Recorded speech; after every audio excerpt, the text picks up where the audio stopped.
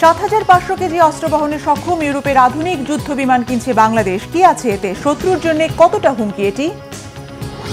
১৬ বছরের নিচে শিশু কিশোর সামাজিক যোগাযোগ মাধ্যম ব্যবহার করতে পারবে না জানালো অস্ট্রেলিয়া। অন্য দেশগুলো কি একই কাজ করবে?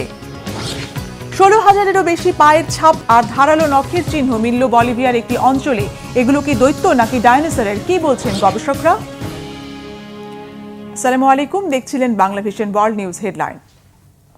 ৭,৫০০ কেজি অস্ত্র বহনে সক্ষম, শব্দের চেয়েও দ্বিগুণ গতিতে ছুটে চলা ইতালির তৈরি অত্যাধুনিক ইউরোফাইটার টাইফুন যুদ্ধ বিমান কিনছে বাংলাদেশ। আকাশ থেকে আকাশে নিক্ষেপযোগ্য মিসাইল বহনে সক্ষম এই যুদ্ধ বিমান কতটা হুমকি বাংলাদেশের শত্রুর জন্য? যুদ্ধের সময়ে শত্রুকে ঘায়েল করতে কতটা দক্ষ ও শক্তিশালী এটি? কেন এতে আগ্রহ দেখালো ঢাকা? ডেস্ক রিপোর্টে জানাচ্ছেন ইমরান মাহমুদ। বাংলাদেশ বিমান বাহিনী ইউরোপের অন্যতম উন্নত যুদ্ধ বিমান ইউরোফাইটার টাইফুন কেনার দিকে এগোচ্ছে। আইএসপিআর জানায়, ইতোমধ্যে ইতালির প্রতিরক্ষা প্রতিষ্ঠান লিওনার্দোর সঙ্গে বাংলাদেশ একটি লেটার অফ ইন্টেন্ট সই করেছে। আর এই চুক্তির আওতায় প্রতিষ্ঠানটি বাংলাদেশকে ইউরোফাইটার টাইফুন যুদ্ধবিমান সরবরাহ করবে। প্রশ্ন উঠেছে, কেন এই বিমান? কতটা দক্ষ ও শক্তিশালী এই ইউরোফাইটার টাইফুন? টাইফুন যুক্তরাজ্য, জার্মানি, ইতালি ও স্পেনের যৌথ উদ্যোগে তৈরি হয়। অর্থাৎ বিমানটি কোনো একটি একক দেশের প্রজেক্ট নয়, বরং ইউরোপীয় প্রযুক্তি দক্ষতার সমন্বয়ে তৈরি একটি মাল্টিরোল যুদ্ধবিমান, যা আকাশযুদ্ধ, ভূ হামলা ও সমুদ্র অভিযান সব ক্ষেত্রে সমান দক্ষ। ইউরোফাইটারের অফিসিয়াল তথ্য মতে টাইফুন হচ্ছে চতুর্থ ও অর্ধেক প্রজন্মের বা 4.5 জেনারেশন ফাইটার। অর্থাৎ প্রচলিত চতুর্থ প্রজন্মের জেটের চেয়ে অনেক উন্নত, কিন্তু F-22 বা F-35 এর মতো পূর্ণ স্টেলথ বিমান নয়। তবুও এর গঠন, গতি ও সেন্সর প্রযুক্তি একে ইউরোপের সবচেয়ে শক্তিশালী কমব্যাট জেটগুলোর মধ্যে রাখে। বিমানটির দৈর্ঘ্য প্রায় 52 ফুট, প্রস্থ 36 ফুট আর উচ্চতা 16 ফুটের কিছু বেশি। এয়ারবাসে প্রকাশিত তথ্য মতে এর বডি তৈরি হয়েছে হালকা কম্পোজিট উপাদানে, যা ওজন কমায় এবং আকাশে ঘুরানোর মতো ক্ষমতা বাড়ায়। টাইফুন মার্ক 2 বা শব্দের চেয়েও দ্বিগুণ গতিতে উঠতে পারে। যুদ্ধক্ষেত্রে এর বিশেষ শক্তি আসে সেন্সর ও রাডার প্রযুক্তি থেকে। লিওনার্দোর তথ্য মতে টাইফুনে রয়েছে ক্যাপ্টর এইসা রাডার, যা একসাথে একাধিক লক্ষ্য শনাক্ত ও ট্র্যাক করতে পারে। এর পাশাপাশি রয়েছে এক ধরনের ইনফ্রারেড সিস্টেম, যা শত্রুর বিমানের তাপচিহ্ন শনাক্ত করতে পারে কোনো রাডার ছাড়াই। ইউরোফাইটারের তথ্য অনুযায়ী এর সেন্সর ফিউশন সিস্টেম পাইলটকে একসঙ্গে আকাশ, ভূমি ও সমুদ্রের পরিস্থিতির সম্পূর্ণ চিত্র দেয়। যুদ্ধ ক্ষমতার ক্ষেত্রে টাইফুন বহুমুখী। ডিফেন্স অ্যাডভান্সমেন্টে প্রকাশিত তথ্যে বলা হয়েছে এটি M120, অ্যামরাম, মেট্রো, IRIS-T এর মতো ইয়ার টু ইয়ার মিসাইল বহন করতে পারে। আবার ভূপৃষ্ঠে আঘাত হানতে পারে পেভওয়ে, JDAM বা স্টর্ম শ্যাডোর মতো শক্তিশালী অস্ত্র দিয়ে। সাথে আছে 27 মিলিমিটার মাউজার BK-27 কামান। যুদ্ধবিমানটি সর্বোচ্চ ৭,৫০০ কেজি পর্যন্ত অস্ত্র বহন করতে পারে। ইউরোফাইটার টাইফুন হলো আধুনিক আকাশযুদ্ধের জন্য তৈরি একটি সুপার কমব্যাট জেট, যা গতি, প্রযুক্তি, রাডার ক্ষমতা ও অস্ত্রে অত্যাধুনিক। বিশ্লেষকরা বলছেন, বাংলাদেশ যদি এই টাইফুন সংগ্রহ করে তাহলে এটি হবে দেশের এখন পর্যন্ত সবচেয়ে সক্ষম ও আধুনিক যুদ্ধবিমান।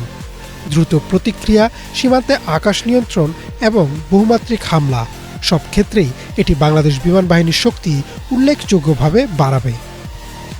ইমরান মাহমুদ, বাংলা ভিশন। শিশু কিশোরদেরকে সুস্থ ও স্বাভাবিকভাবে গড়ে উঠতে নজিরবিহীন এক পদক্ষেপ নিল অস্ট্রেলিয়া। দেশটির নতুন আইনে অপ্রাপ্তবয়স্কদের জন্য, অর্থাৎ 16 বছরের নিচে কোনো শিশু কিশোর সামাজিক মাধ্যম ব্যবহার করতে পারবে না। কেউ কেউ এই সিদ্ধান্তের বিরোধিতা করলেও বেশিরভাগ মানুষই স্বাগত জানিয়েছে। ফলে মিশ্র প্রতিক্রিয়া থাকায় সফল হবে কি ঐতিহাসিক এই উদ্যোগ? বিশ্বের অন্যান্য দেশও কি এই পথ অনুসরণ করবে? মেহরাব হোসেন খানের ডেস্ক রিপোর্ট। শেষমেশ অপ্রাপ্তবয়সীদের জন্য সামাজিক মাধ্যম নিষিদ্ধের ঐতিহাসিক সিদ্ধান্ত কার্যকর করল অস্ট্রেলিয়া। উদ্দেশ্য শিশুদের শৈশব ফিরিয়ে দেয়া, মানসিক কোমলতা অক্ষুণ্ণ রাখা, যা ইদানিং ভাবিয়ে তুলেছে অভিভাবক আর মানসিক স্বাস্থ্য বিশেষজ্ঞদের। কারণ দেশভেদে সংস্কৃতি আর জীবনাচার ভিন্ন হলেও ঘুরে ফিরে নানা অঘটনে উঠে আসছে কিশোর কিশোরীদের মধ্যে মহামারী আকারে ছড়িয়ে পড়া উদ্বেগ, হতাশা আর একাকিত্ব, যা তাদের ধাবিত করছে সহিংস কর্মকাণ্ডে। অনেকটা অজান্তে জানতেই হাত বাড়াচ্ছে মাদকের দিকে, প্রতারিত হয়ে পা বাড়াচ্ছে কল্পনাতীত অন্ধকার জগতে, যেখানে কম বেশি দায় পাওয়া যাচ্ছে সামাজিক মাধ্যমের। এগুলো আমলে নিয়ে অস্ট্রেলিয়া যুগান্তকারী পদক্ষেপ নিলেও সুফল মিলবে কি এতে? একে ভালোভাবে নিচ্ছেন কি অপ্রাপ্তবয়স্ক প্রজন্ম আর অভিভাবকরা? Well, this is Australia calling time on social media. আমাদের কিছু তরুণ অস্ট্রেলিয়ান এই প্ল্যাটফর্মগুলিতে অভ্যস্ত হয়ে আক্ষরিক অর্থে জীবন শেষ করে দিয়েছে। যুক্তরাষ্ট্রের তুলনায় বাকস্বাধীনতা খর্ব করার মতো কিছুই করছে না অস্ট্রেলিয়া, যেখানে টেক জায়ান্টরা আমাদের নাগরিকদের তথ্য সংগ্রহ করছে, বাচ্চাদের পণ্যে পরিণত করছে। Rabbit holes. কয়েক মাসের প্রস্তুতি আর সচেতনতা কার্যক্রমের পথ বেয়ে 10 ডিসেম্বর বিশ্বের একমাত্র দেশ হিসেবে অপ্রাপ্তবয়স্কদের জন্য সোশ্যাল মিডিয়ায় নিষেধাজ্ঞা কার্যকর করে অস্ট্রেলিয়া। এতে 16 বছরের কম বয়সীদের জন্য Instagram, kick, Reddit, Snapchat, threads, TikTok, x, YouTube সহ 10টি সামাজিক মাধ্যম কালো তালিকায় পড়লেও ব্যবহার করা যাবে WhatsApp, messenger, YouTube kids, Discord, গিগ হাব, Google classroom, Lego play, Roblox, Steam ও স্টিম চ্যাট। এই কার্যক্রম সফল করতে 13 থেকে 15 বছর বয়সী ব্যবহারকারীদের অ্যাকাউন্ট গত 4 ডিসেম্বর থেকে নিষ্ক্রিয় করা শুরু করে ইনস্টাগ্রাম, ফেসবুক, থ্রেডস এই 3 মাধ্যমের নিয়ন্ত্রক সংস্থা মেটা।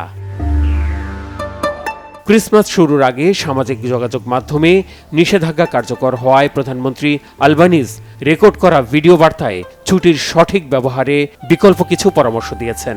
এমন পদক্ষেপের সাফাই দিয়ে বলেছেন, সামাজিক মাধ্যম প্রায় বুলিং, মানসিক উদ্বেগ, স্ক্যামার ও অনলাইন প্রতারণার হাতিয়ার হিসেবে ব্যবহার হচ্ছে। তাই শিশুদের রক্ষায় এমন পদক্ষেপ জরুরি ছিল।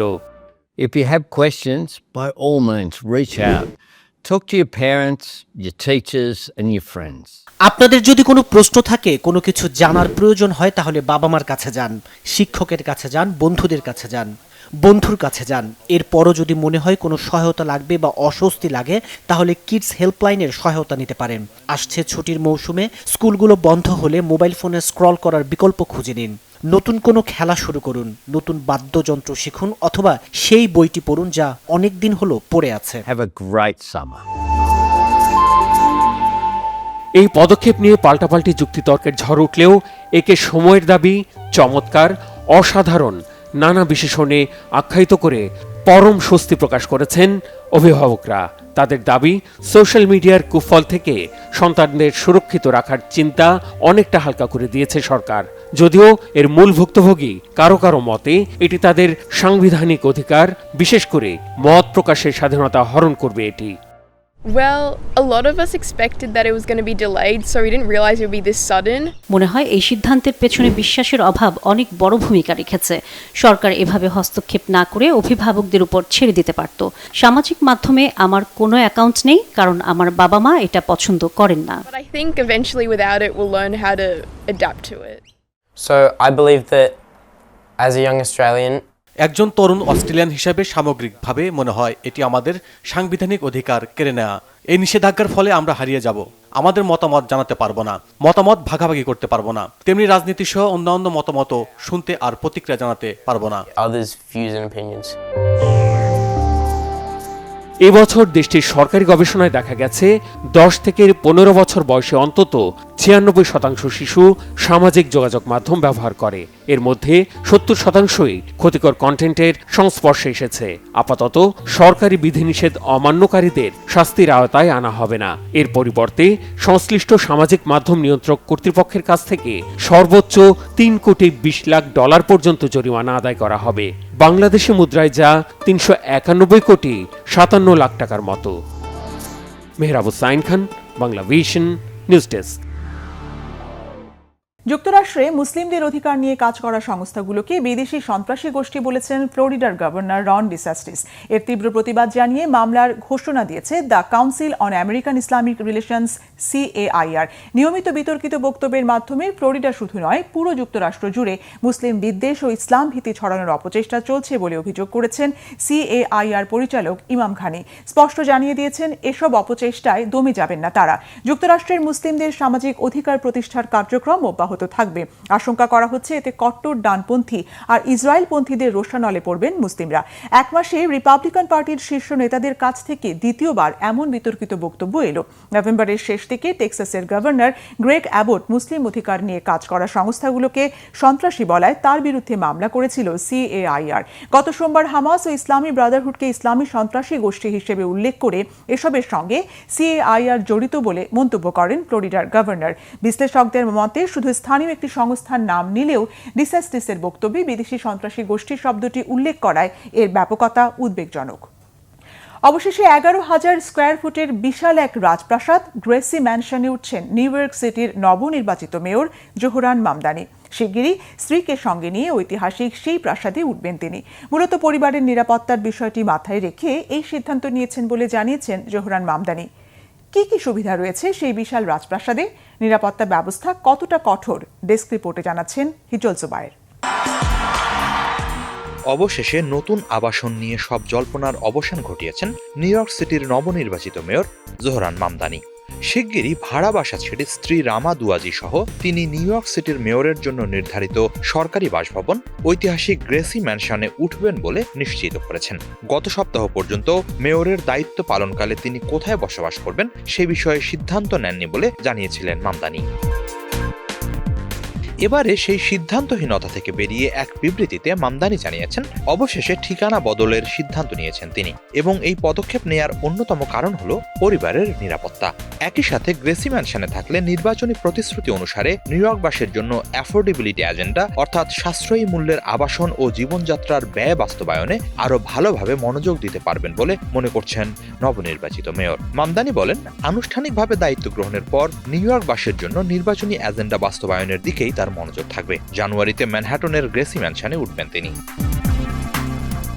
বর্তমানে স্ত্রী দুয়াজিকে নিয়ে অ্যাস্টোরিয়ায় একটি ভাড়া অ্যাপার্টমেন্টে আছেন মামদানি। মাত্র 800 বর্গফুটের এই অ্যাপার্টমেন্টের ভাড়া বাবদ মাসে $2,300 গুনতে হয় তাকে। এবারে এই ছোট্ট অ্যাপার্টমেন্ট ফেলে রীতিমতো রাজপ্রাসাদে উঠতে যাচ্ছেন তিনি। তবে গ্রেসি ম্যানশনে চলে গেলে ভাড়া বাসা ছেড়ে যেতে হবে, এই ভাবনায় স্মৃতিকাতরতা পেয়ে বসেছে মামদানির। অ্যাস্টোরিয়ার সব স্মৃতি তার কাজের মধ্যে সবসময় জীবিত থাকবে বলে জানিয়েছেন তিনি। অন্যদিকে রাজকীয় গ্রেসি ম্যানশন এক ঐতিহাসিক বাড়ি। 1799 সালে নির্মিত হয় এটি। এর বাজার মূল্য প্রায় $100 মিলিয়ন। 1940-এর দশক থেকে নিউ ইয়র্ক সিটির মেয়রদের সরকারি বাসভবন হিসেবে ব্যবহৃত হয়ে আসছে এই বাড়ি। 226 বছরের পুরনো গ্রেসি ম্যানশন 11,000 বর্গফুটের বিশাল এক প্রাসাদ। এটি ম্যানহাটনের ইয়র্কভিল নেইবারহুডে অবস্থিত। গ্রেসি ম্যানশনের বারান্দা থেকে দেখা যায় ইস্ট রিভারের মনোরম দৃশ্য। বিশাল ড্রয়িং ডাইনিং ছাড়াও এখানে আছে বড় ফায়ার প্লেস সহ সুপরিসর বিনোদন কক্ষ, আছে সার্বক্ষণিক রান্নার লোক। শুধু তাই নয়, এই ভবন চত্বরেই আছে সমাবেশ স্থল। নিরাপত্তার জন্য উঁচু বেড়া তোলা আছে গ্রেসি ম্যানশনের চারধারে। আছে পর্যাপ্ত সিসি ক্যামেরা, পুলিশ ও আইন শৃঙ্খলা বাহিনীর সদস্য। নিউ ইয়র্ক টাইমসের প্রতিবেদনে বলা হয় কঠোর নিরাপত্তা ব্যবস্থা, সমাবেশ স্থল সহ নানান সুযোগ সুবিধা থাকার কারণে প্রায় সব মেয়রই বসবাসের জন্য শেষ পর্যন্ত গ্রেসি ম্যানশনকেই বেছে নেন। আগামী 1 জানুয়ারি নিউ ইয়র্ক সিটির মেয়র হিসেবে শপথ নেবেন জোহরান মামদানি। 100 বছরের বেশি সময়ের মধ্যে নিউ ইয়র্ক সিটির সবচেয়ে কম বয়সী মেয়র হিসেবে দায়িত্ব নিতে যাচ্ছেন তিনি। শুধু তাই নয়, নিউ ইয়র্ক সিটির প্রথম মুসলিম মেয়র হয়ে উজ্জ্বল এক ইতিহাস গড়েছেন জোহরান মামদানি। হিজল জুবায়ের, বাংলা ভিশন। 16,000-এরও বেশি পায়ের ছাপ আর ধারালো নখের চিহ্ন মিলল বলিভিয়ার তেরোটোরো অঞ্চলে। নতুন গবেষণা বলছে 6 কোটি বছর আগে দোপে ডাইনোসরের পায়ের ছাপ এগুলো। তারা কেবল হাঁটাচলাই করতো না, বরং সাঁতার কাটার চেষ্টাও করত। কাদামাখা জলাশয়ের তলদেশে সেই চেষ্টারই চিহ্ন হিসেবে রয়ে গেছে 1,378টি বিশেষ ছাপ, যা এর আগে একসঙ্গে পৃথিবীর কোথাও পাওয়া যায়নি। মোর্শেদ আলমের ডেস্ক রিপোর্ট। 3টি আঙ্গুল, ধারালো নখ, অগণিত বিশাল পায়ের ছাপ বহু বছর ধরে স্থানীয় মানুষের মনে জন্ম দিয়েছে ভয়ঙ্কর সব কল্পকাহিনী। তারা বলতেন রহস্যময় কোনো দৈত্য নাকি একসময় হেঁটে যেত এই অঞ্চল দিয়ে।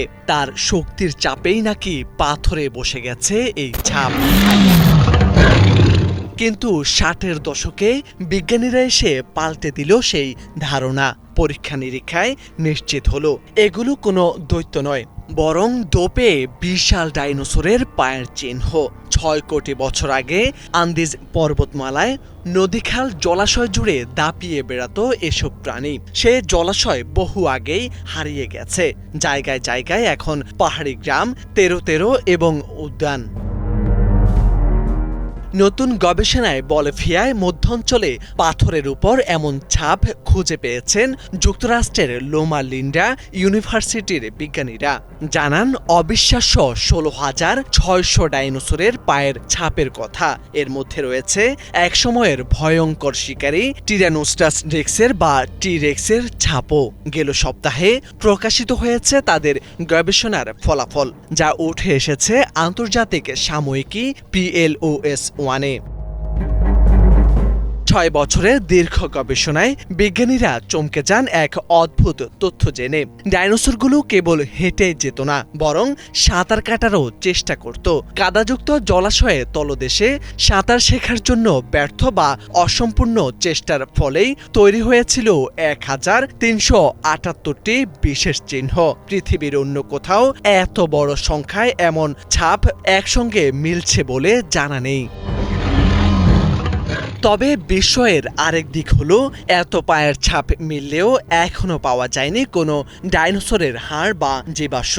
বিজ্ঞানীদের ধারণা, চাষাবাদ ও উন্নয়ন কাজে হয়তো প্রাকৃতিকভাবে থাকা জীবাশ্ম নষ্ট হয়ে গেছে। আরেকটি সম্ভাবনা হলো, ডাইনোসররা হয়তো স্থানীয়ভাবে সেখানে থাকতো না। পেরু থেকে আর্জেন্টিনা পর্যন্ত যাতায়াতের পথে এটি ছিল তাদের একটি অস্থায়ী করিডর। অস্ট্রেলিয়ার ইউনিভার্সিটি অব কুইন্সল্যান্ডের গবেষক আন্থনি রোমিলিও জানান, অনেক সময় জীবাশ্মের চেয়ে পায়ের ছাপ ডাইনোসরের আচরণ সম্পর্কে বেশি তথ্য দেয়। কখন তারা ধীরে হেঁটেছে, কখন দৌড়েছে কিংবা কখন থেমে গেছে, আবার কখন সাঁতার শেখার চেষ্টা করেছে, এসবই বোঝা যায় ছাপের ধরন দেখেই। বলিভিয়ার তেরো অঞ্চল তাই এখন শুধু পর্যটনের আকর্ষণ নয়, ডাইনোসর ইতিহাসের এক অনন্য জাদুঘর, যেখানে পাথরের প্রতিটি ছাপে লুকিয়ে আছে কোটি বছরের পুরনো এক প্রাণী জগতের গল্প। মোর্শেদ আলম, বাংলা ভিশন। ইউক্রেন ইস্যুতে আবারও বিতর্কিত মন্তব্য করেছেন মার্কিন প্রেসিডেন্ট ডোনাল্ড ট্রাম্প। মঙ্গলবার মার্কিন সংবাদ মাধ্যম পলিটিকোকে দেওয়া এক সাক্ষাৎকারে ইউরোপকে ক্ষয়িষ্ণু এবং দুর্বল বলে তীব্র নিন্দা করেছেন তিনি। এছাড়া ইউক্রেন এবং জেলেনস্কিকেও কঠোর শব্দবাণে বিদ্ধ করেন ট্রাম্প। বিস্তারিত মিরফাজদের আবির ডেস্ক রিপোর্টে। 3 বছরেরও বেশি সময় ধরে চলা ইউক্রেন যুদ্ধ বন্ধে আলোচনা কম হয়নি। নিরাপত্তার নিশ্চয়তা, সীমান্ত ও ভূখণ্ড সংক্রান্ত ইস্যুতে বিশ্ব নেতাদের সাথে অসংখ্য বৈঠক করেছেন ইউক্রেনের প্রেসিডেন্ট ভলোদিমির জেলেনস্কি। তবে কোনো কিছুতেই আশানুরূপ ফল পাচ্ছেন না তিনি। ইউক্রেনের অবস্থান স্পষ্ট, তারা রাশিয়ার কাছে কোনো ভূখণ্ড ছাড়বে না এবং যুদ্ধ শেষে দেশটি স্থায়ী নিরাপত্তার নিশ্চয়তা চায়। অন্যদিকে রুশ প্রেসিডেন্ট ভ্লাদিমির পুতিন জানিয়েছেন, পূর্ব ইউক্রেনের ডনবাস অঞ্চল দখলে নিতে তিনি যে কোনো পদক্ষেপের জন্য প্রস্তুত। ফলে দিন যতই যাচ্ছে ততই জটিল হচ্ছে পরিস্থিতি। এরই মধ্যে হোয়াইট হাউস থেকে প্রকাশ করা হয়েছে মার্কিন প্রেসিডেন্ট ডোনাল্ড ট্রাম্পের নতুন জাতীয় নিরাপত্তা কৌশল। 5 ডিসেম্বর 33 পৃষ্ঠার এই নথিতে আমেরিকা ফার্স্ট নীতিতে গুরুত্ব দেওয়া হয়েছে। এছাড়া ইউরোপকে কেন্দ্র করে যুক্তরাষ্ট্রের বৈদেশিক নীতির নতুন অবস্থান তুলে ধরা হয়েছে। কৌশলটিকে ইউরোপ বিরোধী এবং আক্রমণাত্মক ভাষায় তৈরি করা হয়েছে বলে সমালোচনা উঠছে। এক প্রতিবেদনে সংবাদ মাধ্যম বিবিসি জানিয়েছে, ওই নথিতে ইউরোপীয় নেতাদের সমালোচনা করা হয়েছে এবং অভিযোগ করা হয়েছে তারা যুক্তরাষ্ট্রের মধ্যস্থতায় যুদ্ধ পরিস্থিতি শেষ করার প্রচেষ্টাকে বাধাগ্রস্ত করছেন। রাশিয়াকে হুমকি হিসেবে নয়, বরং ইউরোপীয় দেশগুলো রাশিয়াকে অস্তিত্বগত ঝুঁকি মনে করে রাখা হয়েছে এমন বক্তব্য। এই নথি প্রকাশের 1 সপ্তাহ না পেরোতেই ইউক্রেন ইস্যুতে আবারও বিতর্কিত মন্তব্য করেছেন ট্রাম্প। 9 ডিসেম্বর মার্কিন সংবাদ মাধ্যম পলিটিকোকে দেওয়া এক সাক্ষাৎকারে ইউরোপকে ক্ষয়িষ্ণু এবং দুর্বল বলে নিন্দা করেছেন তিনি। ট্রাম্প বলেন, ব্রিটেন, ফ্রান্স, জার্মানি, পোল্যান্ড এবং সুইডেনের মতো দেশগুলো অভিবাসনের কারণে ধ্বংস হচ্ছে। সাক্ষাৎকারে ইউক্রেন এবং জেলেনস্কিকে কঠোর শব্দবাণে বিদ্ধ করেন ট্রাম্প। গত জানুয়ারিতে তিনি জেলেনস্কিকে নির্বাচনবিহীন একনায়ক বলেছিলেন। তার পরের মাসেই ওভাল অফিসে তাকে তিরস্কার করেছিলেন ট্রাম্প, যার পর জেলেনস্কির সঙ্গে ট্রাম্পের সম্পর্কের সর্বশেষ এই উত্থান পতন দেখা গেল। এমন অবস্থায় নতুন কৌশল নির্ধারণে আবারও ইউরোপীয় মিত্রদের সাথে মিলিত হলেন জেলেনস্কি। সোমবার লন্ডনে যুক্তরাজ্য, ফ্রান্স এবং জার্মানির নেতাদের সাথে এক গুরুত্বপূর্ণ বৈঠকে অংশ নেন তিনি। বৈঠকে জেলেনস্কি স্পষ্টভাবে জানিয়ে দেন, ইউক্রেনের সংবিধান এবং আন্তর্জাতিক আইন অনুযায়ী শান্তি চুক্তির অংশ হিসেবে রাশিয়াকে কোনো ভূখণ্ড ছেড়ে দেওয়া হবে না। জেলেনস্কি উল্লেখ করেন, মূল 28 দফা পরিকল্পনা থেকে সবচেয়ে বেশি ইউক্রেন বিরোধী 8টি বিষয় বাদ দিয়ে একটি 20 দফা পরিকল্পনা তৈরি করা হয়েছে। বিশ্লেষকদের মতে ইউক্রেন ইস্যুতে যুক্তরাষ্ট্র ও ইউরোপের মধ্যে দ্বন্দ্ব আরও স্পষ্ট হয়ে উঠছে। তবে জেলেনস্কি ইউরোপ, ইউক্রেন এবং যুক্তরাষ্ট্রের মধ্যে ঐক্যের উপর জোর দিয়েছেন, কারণ এই যুদ্ধ বন্ধ করতে সব পক্ষেরই সমর্থন অপরিহার্য। মীর ফজলে রাব্বি, বাংলাদেশ। জাপান সাগর ও পূর্ব চীন সাগরের আকাশে আবারও শক্তি প্রদর্শন চীন রাশিয়ার। যৌথভাবে বোমারু ও যুদ্ধবিমান টহল চালিয়েছে দুই দেশ। পাল্টা যুদ্ধবিমান উড়িয়ে পরিস্থিতি নিয়ন্ত্রণে আনে টোকিও। আঞ্চলিক উত্তেজনার মাঝেই এই ঘটনাকে সরাসরি জাতীয় নিরাপত্তার হুমকি বলছে জাপান। মোর্শেদ আলমের আরেকটি ডেস্ক রিপোর্ট। জাপান সাগর ও পূর্ব চীন সাগরের আকাশে টান টান উত্তেজনা। চীন ও রাশিয়া একসঙ্গে তাদের কৌশলগত বোমারু ও যুদ্ধবিমান টহলে নামায়, আর টোকিও তাৎক্ষণিকভাবে নিজস্ব যুদ্ধবিমান উড়িয়ে পরিস্থিতি মোকাবেলা করে। জাপান চীন সম্পর্কের টানাপোড়েন ও আঞ্চলিক প্রতিদ্বন্দ্বিতার মাঝে এমন শক্তি প্রদর্শন অঞ্চলের নিরাপত্তা সমীকরণে নতুন করে উদ্বেগ বাড়িয়েছে।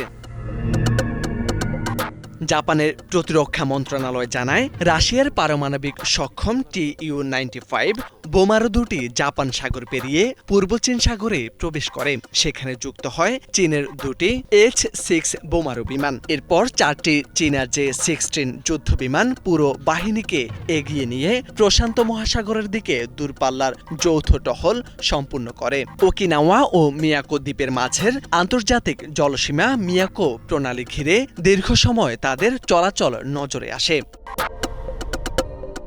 একই সময় জাপান সাগরে রাশিয়ার আরও 3টি বিমান, Su-30 যুদ্ধবিমান দুটি এবং A-50 আগাম সতর্ককারী বিমান উঠতে দেখা যায়। এই সমন্বিত উপস্থিতিকে টোকিও মোটেও সাধারণ টহল হিসেবে দেখছে না।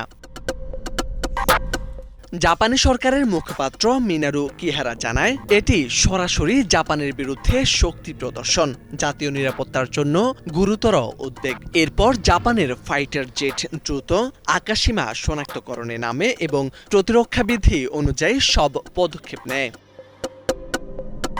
মস্কোর প্রতিরক্ষা মন্ত্রণালয় জানায়, যৌথ ফ্লাইট প্রায় 8 ঘন্টা ধরে চলে, যা এই অঞ্চলের সাধারণ টহল মিশনের তুলনায় অস্বাভাবিকভাবে দীর্ঘ।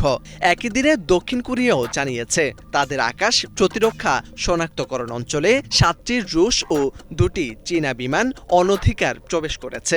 এটি ইঙ্গিত দিচ্ছে চীন রাশিয়া আঞ্চলিক আকাশ পরিসরে একযোগে সামরিক উপস্থিতি বাড়াতে চায়।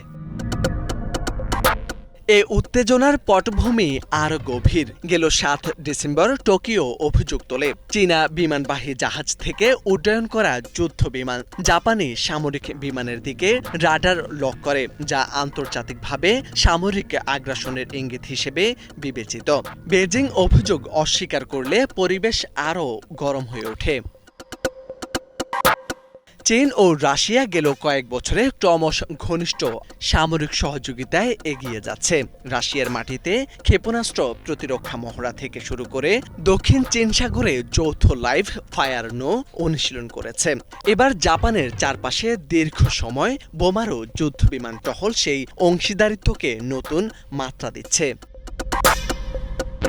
বিশ্লেষকদের মতে এ ধরনের অভিযান শুধু সামরিক কৌশল নয়, এটি রাজনৈতিক সংকেত।